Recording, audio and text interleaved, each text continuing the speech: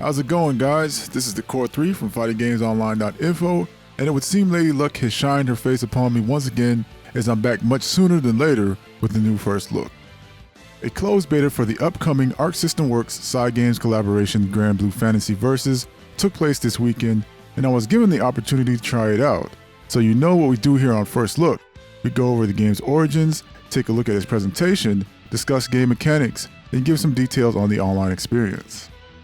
Unless you are deeply entrenched in the Japanese gaming world, chances are you are just being introduced to the Granblue Fantasy universe through this latest Arc System Works title, and I wouldn't be the least bit surprised if that is the case. After all, Granblue Fantasy was originally a mobile RPG game created by Cygames. Cygames is a Japanese game developer who for some time have primarily focused on creating games for the mobile market. Now, it's probably fair to say that out of the many titles Cygames has developed, Granblue Fantasy is probably their biggest mobile game to date, and I think there's a pretty good reason for this. First off, its artistic director is none other than Hideo Minaba. Hideo has worked on some of the most prolific JRPGs. He was the art director on my favorite Final Fantasy game, which is Part 6. He was also the artistic director for Final Fantasy Tactics, so if you know RPGs, then you understand why Granblue Fantasy gets the attention it does, because Minaba is a god. I really don't know what other title you could give this man. He was also joined by another god for the development of Granblue, Nobu Uematsu. If you are a Final Fantasy fan, this is a name you should know. The man has been the music creator behind countless Final Fantasy soundtracks, and I'm not going to fan out any further, his resume speaks for itself. So needless to say, the Granblue Fantasy mobile game was a big deal, but what is really interesting about this title and other titles developed under Cygames is that they were only released in Japan.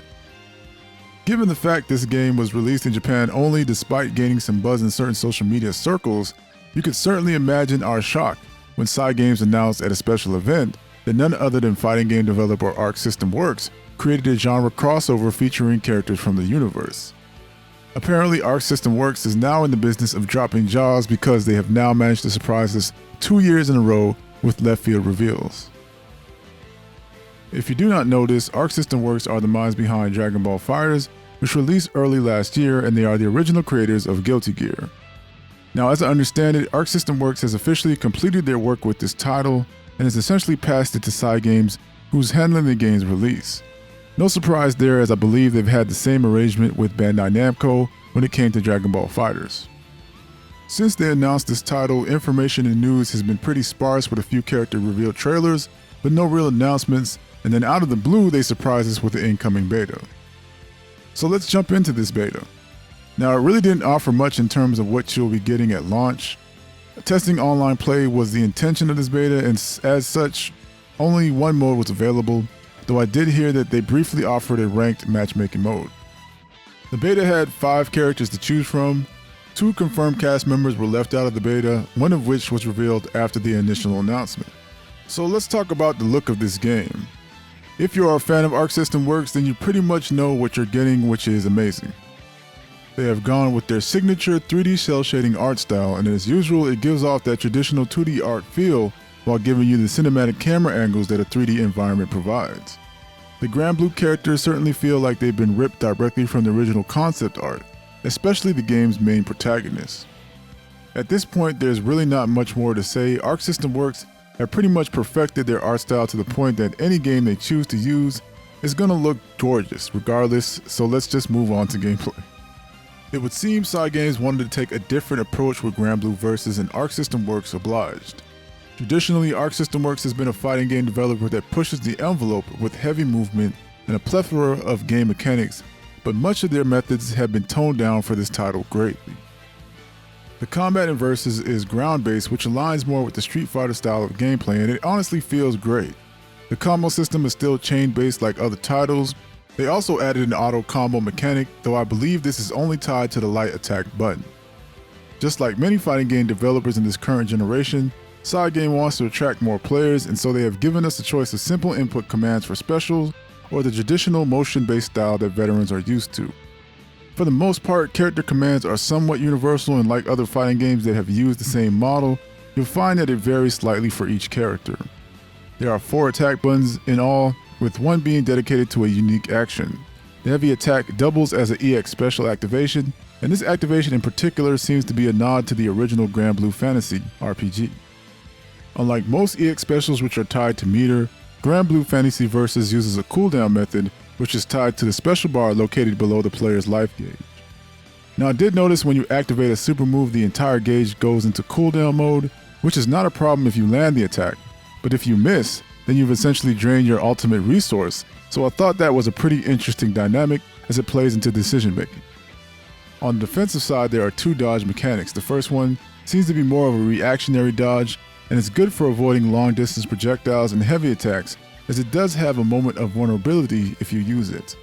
The second one is an advancing dodge, and I see this being used as a way of getting out of corner pressure, though it's susceptible to both those and low attacks. I really did not spend a great deal of time with utilizing these mechanics, but I can certainly see them playing a greater role at higher levels of play. So that's pretty much the gameplay in a nutshell.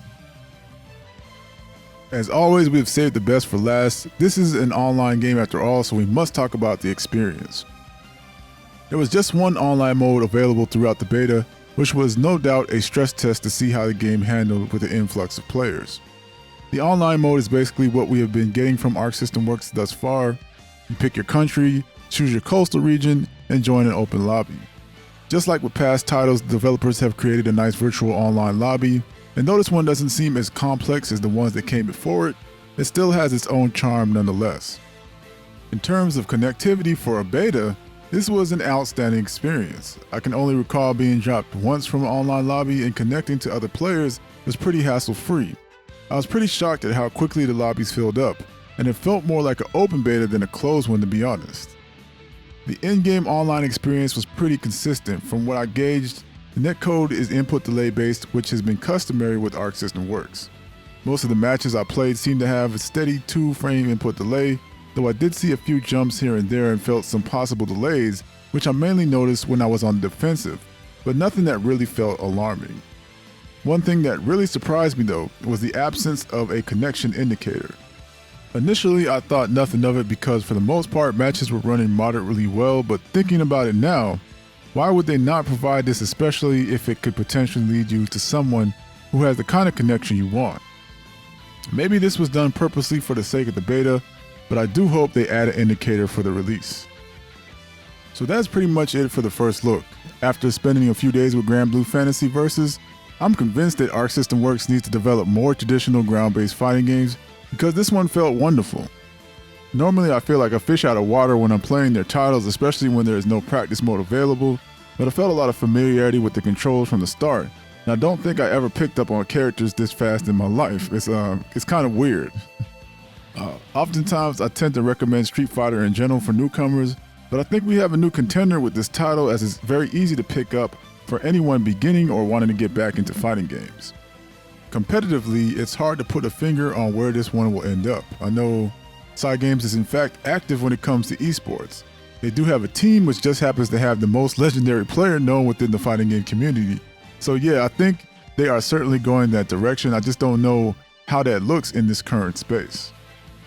There is still so much information that we have yet to receive about this title in general, especially when it comes to the initial character launch roster and game modes, but I definitely think this game may actually be a standout when it releases.